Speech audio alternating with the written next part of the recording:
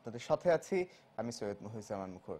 আপনারা জানেন দর্শক, প্রতিদিনই আমরা দেশের শীর্ষস্থানীয় দৈনিকগুলো উল্লেখযোগ্য শিরোনামগুলো আপনাদের সামনে তুলে ধরি এবং সেগুলো নিয়ে আলোচনা করি এবং আজকেও তাই করবো। এবং এগুলোর সাথে আমাদের সাথে আলোচনা করার জন্য থাকবেন একজন আমাদের প্রতিনিধি, তিনি থাকবেন সিরাজগঞ্জ থেকে জিন্না ফারুক। তো দর্শক, এখন পর্যন্ত আমার হাতে আসা যে দৈনিকগুলো আছে সেগুলোর শিরোনামগুলো আমরা দেখে নেই। প্রথমে আমার হাতে আছে দৈনিক প্রথম আলো। দৈনিক প্রথম আলোর আজকের শিরোনাম হচ্ছে, এক মৌজাতেই মালেকের 7 প্লট, স্বাস্থ্যে কেলেঙ্কারি।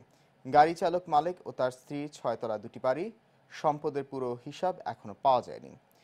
রোহিঙ্গা গণহত্যার শুনানি বাংলাদেশে করার প্রস্তাব। বিক্ষোভের পর ফেরার পথ খুলল প্রবাসীদের, সৌদি আরব। ইকামা ও ভিসার মেয়াদ নতুন করে 24 দিন বাড়ল সৌদি কর্তৃপক্ষ। 1 অক্টোবর থেকে ফ্লাইট পরিচালনার অনুমতি পেল বাংলাদেশ বিমান। প্রতি 10 লাখে 2000-এর বেশি মানুষ আক্রান্ত করোনা ভাইরাস। এরপর হচ্ছে দৈনিক দেশ রূপান্তর। দৈনিক দেশ রূপান্তরের শিরোনাম হচ্ছে, দরজা খুলল সৌদি, আকামার মেয়াদ বাড়ানোর ঘোষণা সৌদি সরকারের। রবিবার থেকে কাজ শুরু করবে সৌদির ভিসা অফিস। সৌদি ও বিমানের ফ্লাইট চলাচলের অনুমতি। 252 যাত্রী নিয়ে সৌদি এয়ারলাইন্সের ঢাকা ত্যাগ। দেশে সৌদি প্রবাসীদের শৃঙ্খলা বজায় রাখার আহ্বান মন্ত্রণালয়ের। এইচএসসি নিয়ে সিদ্ধান্ত এখনই নয়, শিক্ষা প্রতিষ্ঠান না খোলা পর্যন্ত পরীক্ষা হচ্ছে না, সূচি প্রকাশের সিদ্ধান্ত হয়নি ঢাকা বোর্ড চেয়ারম্যান। সড়ক নির্মাণে মাস্টার প্ল্যান করা হবে। ডিজিটাল সহযোগিতায় বৈশ্বিক অংশীদারিত্বে জোর প্রধানমন্ত্রী।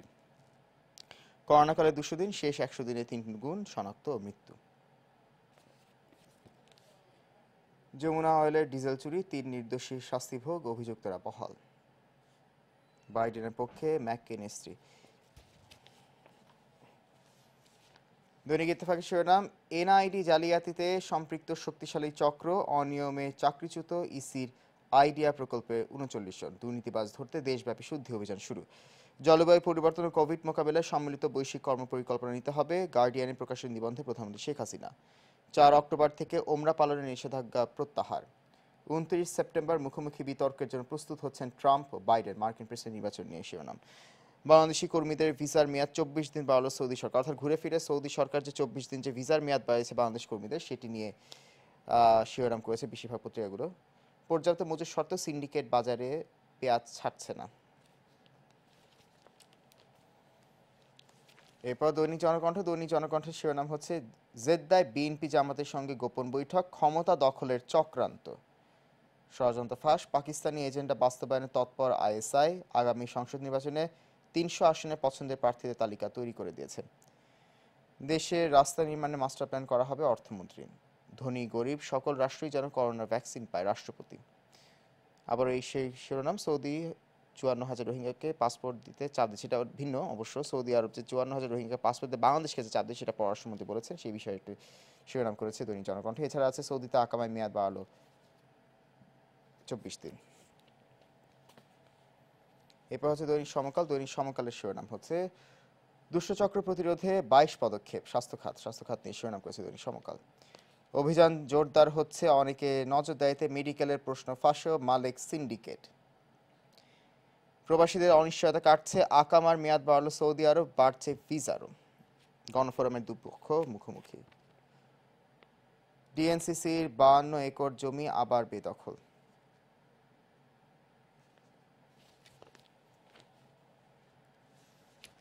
দৈনিক যুগান্তরের শিরোনাম আজকে, করোনা রোধে স্বাস্থ্যবিধি ভরসা, ভ্যাকসিন মিলছে না এবছর।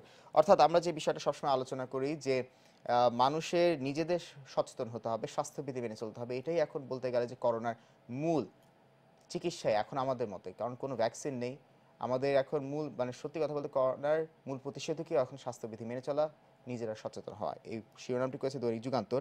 এছাড়া দৈনিক যুগান্তর আরেকটি শিরোনাম করেছে, সেটা হচ্ছে, জাতিসংঘে ভার্চুয়াল অনুষ্ঠানের প্রধানমন্ত্রী, আমরা শক্তিশালী বৈশ্বিক অংশীদারিত্বের অপেক্ষায়। করোনায় আরও 37 জনের মৃত্যু, শনাক্ত 1666। দিনে 120 কোটি লিটার পয়ঃবর্জ্য নদীতে।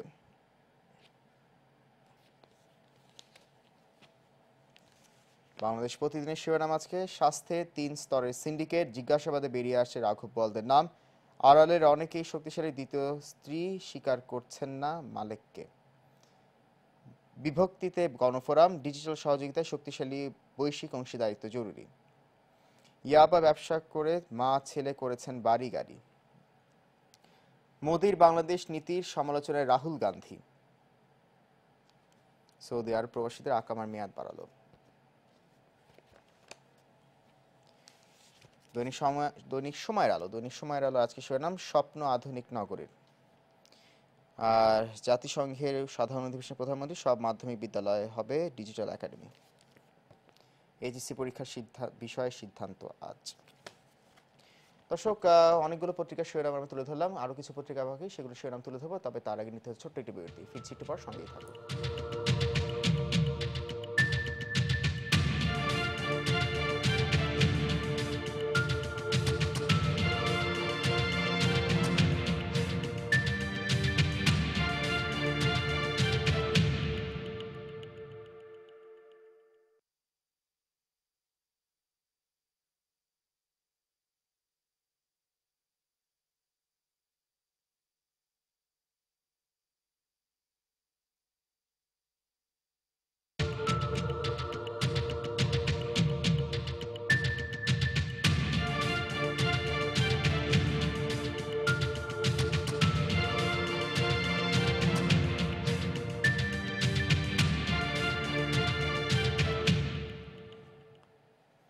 প্রিয় দর্শক, বিরতির পর আবারও আপনাদের সবাইকে স্বাগত জানাচ্ছি আমাদের প্রতিদিনের সকালের এই আয়োজন ঈশান সংবাদ বিশ্লেষণ। আপনাদের সাথে আছি আমি সৈয়দ মহিউজ্জামান মুখর। দর্শক, বিরতির আগে কিছু পত্রিকা বাকি রয়ে গেছে, আমি এখন পর্যন্ত আপাতত একটা পত্রিকার শিরোনামে আপনাদের সামনে তুলে ধরছি, সেটা হচ্ছে দৈনিক বাংলাদেশের আলো। দৈনিক বাংলাদেশের আলোর আজকে শিরোনাম হচ্ছে দুর্নীতির আখড়া স্বাস্থ্য খাত। আফজাল হাজার কোটি টাকা মালিক, ড্রাইভার মালিকের রয়েছে বিশাল সিন্ডিকেট, দুর্নীতির বিরুদ্ধে প্রধানমন্ত্রী জিরো টলারেন্স। দ্য গার্ডিয়ান পত্রিকার নিবন্ধ, জলবায়ু ইস্যুতে বিশ্বকে ঐক্যবদ্ধভাবে কাজ করতে হবে শেখ হাসিনা। আকামার মেয়াদ 24 দিন বাড়িয়েছে সৌদি আরব। রোহিঙ্গা গণহত্যার বিচার আন্তর্জাতিক আদালত বসতে পারে বাংলাদেশে। আরও দুটো পত্রিকা বাকি আছে, আমরা সেগুলো নিয়ে আলোচনা করব, তবে এখন চলে যাচ্ছি আমরা আমাদের সহকর্মী যিনি আছেন সিরাজগঞ্জে, জিন্না ফারুকের কাছে। জিন্না ফারুক, আপনাকে শুভ সকাল। নিশ্চয়ই আপনি আমাকে শুনতে পাচ্ছেন। আপনার কাছে এখন পর্যন্ত হাতে আসে যে শীর্ষস্থানীয় যে সেখানকার যে স্থানীয় দৈনিকগুলো আছে, সেগুলো শিরোনামগুলো আমাদের সামনে তুলে ধরেন।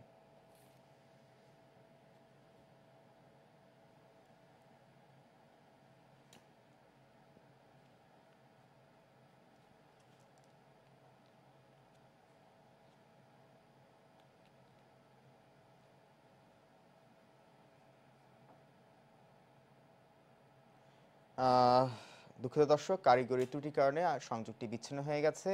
আমরা সংযোগ স্থাপন করতে পারলে আবারও ওনার সাথে আমরা আলোচনায় যাব। এখন পর্যন্ত আমার হাতে আছে the Daily Star. The Daily Star এখন আজকে শিরোনাম করেছে government procurement gifts trips secure contracts, world bank study sees various anomalies, government allowance ministers to get more for travel.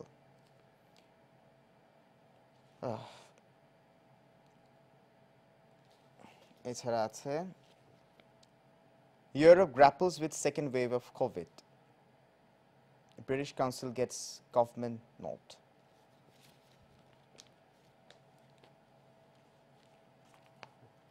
এরপর আছে the daily industry. The daily industry আজকে শিরোনাম হচ্ছে fisheries sector ইনকিউর টাকা 600 crore লস ফর ফ্লাডের কারণে আমাদের যে মৎস্য খাত সেটার 600 কোটি টাকার ক্ষতি হয়েছে। Almost 50% of metro rail project is completed. Kader said that. দর্শক, আমরা সংযোগ স্থাপন করতে পেরেছি আমাদের সহকর্মী জিনা ফারুকের সাথে। ফারুক, আমাকে শুনতে পাচ্ছেন? আগেই শুভ সকাল জানিয়েছিলাম। যাই হোক, আপনার হাতে এখন আসা যে দৈনিকগুলো আছে সেগুলোর শিরোনামগুলো আমাদের সামনে তুলে ধরেন। মুখর শুভ সকাল আপনাকে, সেই সাথে আমি সিরাজগঞ্জ থেকে প্রকাশিত যে সমস্ত দৈনিক পত্রিকাগুলো আছে সেই দৈনিক পত্রিকাগুলোর শিরোনাম আপনার মাধ্যমে দর্শকদের জানিয়ে দিব। আমার হাতে এই মুহূর্তে আছে সিরাজগঞ্জ থেকে প্রকাশিত দৈনিক সিরাজগঞ্জ বার্তা। সিরাজগঞ্জ বার্তা শিরোনাম করেছে করোনার সেকেন্ড ওয়েভ শুরু হয়ে গেছে, জানালেন স্বাস্থ্যমন্ত্রী। সিরাজগঞ্জে বিশ্ব নদী দিবস পালিত, চৌহালিতে কোটি টাকা ব্যয় করেও ভাঙন ঠেকানো যাচ্ছে না। উল্লাপাড়ায় গাঁজা সহ কলেজ ছাত্র গ্রেপ্তার। এরপরে আছে সিরাজগঞ্জ প্রতিদিন। সিরাজগঞ্জ প্রতিদিন তারা শিরোনাম করেছে জলবায়ু পরিবর্তন মোকাবেলায় বৈশ্বিক কর্ম পরিকল্পনা গ্রহণের আহ্বান প্রধানমন্ত্রীর। রোগীকে থাপ্পড় মেরে বের করে দিলেন ডাক্তার। জেএমবি সদস্যকে গ্রেপ্তার করেছে সিরাজগঞ্জের র্যাব 12। এরপরে আছে সিরাজগঞ্জ থেকে প্রকাশিত যুগের কথা। যুগের কথা শিরোনাম করেছে শাহজাদপুরে ঘর ভেঙে ভুরি ভোজ। হাটিকুমরুলের রাকিব মেডিকেলে হলে ভুয়া ডাক্তারের সন্ধান। অনলাইন পত্রিকা নিবন্ধনে ফি 10,000 টাকা। উল্লাপাড়ায় অবৈধ স্থাপনা উচ্ছেদ, সরকারি সম্পত্তি উদ্ধার। এরপরে আছে দৈনিক যমুনা প্রবাহ। যমুনা প্রবাহ শিরোনাম করেছে চলন বিলের সৌন্দর্য লাল শাপলা। পছন্দের দোকান থেকে চশমা না কেনায় রোগীকে বের করে দিলেন ডাক্তার। চৌহালি উপজেলা দুর্নীতি প্রতিরোধ কমিটির গঠিত কার্যনির্বাহী কমিটির পরিচিতি সভা। এরপরে আছে সিরাজগঞ্জ থেকে প্রকাশিত দৈনিক কলম সৈনিক। কলম সৈনিক শিরোনাম করেছে সিরাজগঞ্জে প্রাথমিক চিকিৎসক পরিচয় দিলেও বনে গেছেন সর্বরোগের বিশেষজ্ঞ ডাক্তার। রায়গঞ্জে কোভিড-19 মহামারীর কারণে ক্ষতিগ্রস্তের আর্থিক সহায়তা প্রদান। শাহজাদপুরে 10 টাকা কেজি চাউল বিক্রিতে ব্যাপক অনিয়ম। পিপুলবাড়িয়ায় ভুয়া চিকিৎসক কেরামতি চলছে তেলেসমাতি চিকিৎসাও। আপনাকে একটি বিষয় বলে রাখি যে বাংলাদেশে যারা চিকিৎসা ব্যবস্থা দিয়ে থাকেন এবং চিকিৎসা দিয়ে থাকেন তারা কিন্তু যে মেডিকেলের যে নিয়ম আছে সেটা হচ্ছে বিএমডিসি যে নিয়ম আছে 4 বছর আপনার এমবিবিএস করতে হয়, তারপর ইন্টার্নি করতে হয়, তারপরে কিন্তু বিএমডিসি রেজিস্ট্রেশন ভুক্ত হয়, তারপরে কিন্তু তারা চিকিৎসক এবং ডাক্তার লিখতে পারে। তো আমরা দেখছি যে বিভিন্ন এলাকায় কিন্তু যারা ওষুধ বিক্রি করেন, ফার্মেসির দোকানের মালিক যারা, তারা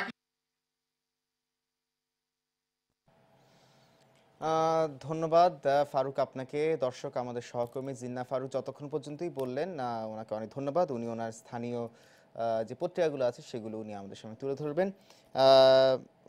অনেক গুরুত্বপূর্ণ কিছু বিষয় উঠে এসেছে ওনাদের স্থানীয় পত্রিকাগুলোতে, আমরা সেগুলো নিয়ে আলোচনা করব। তবে দর্শক, সময় হয়ে গেছে আরও একটি বিরতি, একটু পরে ফিরছি, সঙ্গেই থাকুন।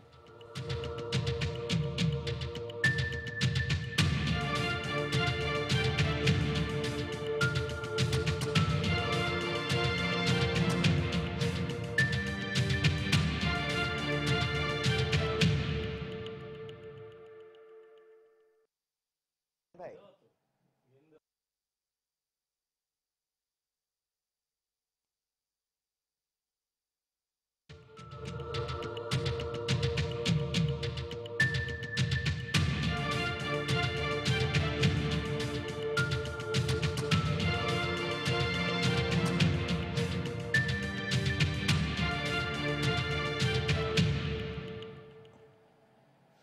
দর্শক, বিরতির পর আবারও আপনাদের সবাইকে স্বাগত জানাচ্ছি আমাদের প্রতিদিন সকালের আয়োজন এশিয়ান সংবাদ বিশ্লেষণে। আপনাদের সাথে আছি আমি সৈয়দ মহিউজ্জামান মুখর। দর্শক, আমরা বিরতির আগে কতগুলো পত্রিকা আলোচনা করেছি এবং আমাদের সহকর্মী জিন্না ফারুক, তিনি সিরাজগঞ্জে যুক্ত হয়েছেন, ওনার সাথে আমরা আলোচনা করলাম। তিনিও ওনাদের স্থানীয় পত্রিকাগুলোর শীর্ষস্থানীয় শিরোনামগুলো আমাদের সঙ্গে তুলে ধরলেন। এখন দর্শক, যে বিষয়গুলো আছে সেটা হচ্ছে যে সবগুলো পত্রিকাতেই খুব মানে বিশেষ করে যে বিষয়টা উঠেছে সেটা হচ্ছে সৌদি প্রবাসীদেরকে, অর্থাৎ সৌদি আরব যে ইকামা ও ভিসার মেয়াদ নতুন করে 24 দিন বাড়িয়েছে সৌদি কর্তৃপক্ষ, সেটি ঘুরে ফিরে সবগুলো পত্রিকাতেই এসেছে। একটি বিষয় আরোই এসেছে, সেটা হচ্ছে আপনার যে মানে পররাষ্ট্রমন্ত্রী বলেছেন গতকাল যে 54,000 রোহিঙ্গাকে পাসপোর্ট দিতে চাপ দিচ্ছে সৌদি আরব। এই বিষয়ে আমরা আসবো সৌদি আরবে, অর্থাৎ ঘুরে ফিরে সৌদি আরবকে নিয়ে আজকের মূল সংবাদগুলো ঘিরে আছে, মানে সংবাদপত্রগুলো এই সৌদি আরবকে ঘিরেই সংবাদগুলো করেছে। তো যেটা দেখা যাচ্ছে যে স্বাভাবিকভাবে যেটা দেখা যাচ্ছে, যে আমি প্রথম আলো থেকেই একটু বলি, সেটা হচ্ছে এখানে তারা বলেছে ছুটিতে এসে আটকা পড়েছেন প্রায় 80,000 প্রবাসী কর্মী। এটা খুব দুঃখজনক। 7 মাস পরে কাজে ফিরে যাওয়ার সুযোগ এলেও ফ্লাইটের অভাবে তৈরি হয় অনিশ্চয়তা। বাধ্য হয়ে রাস্তায় নেমে বিক্ষোভ করেন প্রবাসীরা। টানা 3 দিনের বিক্ষোভের পর গতকাল বুধবার সন্ধ্যায় জানা গেল সৌদি কর্তৃপক্ষ বাংলাদেশ বিমানকে 1 অক্টোবর থেকে সেই দেশে ফ্লাইট পরিচালনার অনুমতি দিয়েছে। অর্থাৎ অক্টোবর মাস থেকে ফ্লাইট পরিচালনা হবে এবং একই সঙ্গে প্রবাসী কর্মীদের ইকামা, অর্থাৎ ইকামা যেটা আমাদের সবসময় অনেকের একটা কনফিউশন থাকে যে ইকামাটা কি। ইকামাটা হচ্ছে মূলত কাজের বৈধ অনুমতিপত্র, অর্থাৎ সেখানে যে কাজ করবে সেটার লিগ্যাল ডকুমেন্টস হচ্ছে ইকামা। সেই ইকামার মেয়াদ সেটি 24 দিন বাড়িয়েছে সৌদি কর্তৃপক্ষ। এটা ভালো সংবাদ, কারণ 80,000 প্রবাসী কর্মী আটকে আছে বাংলাদেশে। তারাও 7 মাস পর সৌদি আরবে ফিরবে তাদের কর্মস্থলে। যদি এটা যদি আটকে যায়, মানে তারা যদি দেখা যায় আর যদি ভিসার মেয়াদ যদি না বাড়ে, তাহলে তারা করবে কি? এত ৮০,০০০ প্রবাসী কর্মী বেকার হয়ে পড়বে।